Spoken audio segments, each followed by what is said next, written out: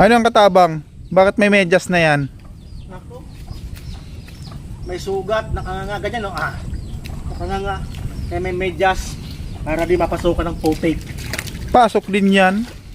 May baon kaming thermos, kape, lagayan ng cellphone.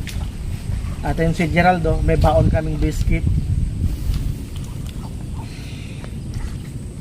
Ito guys, konting ulan lang.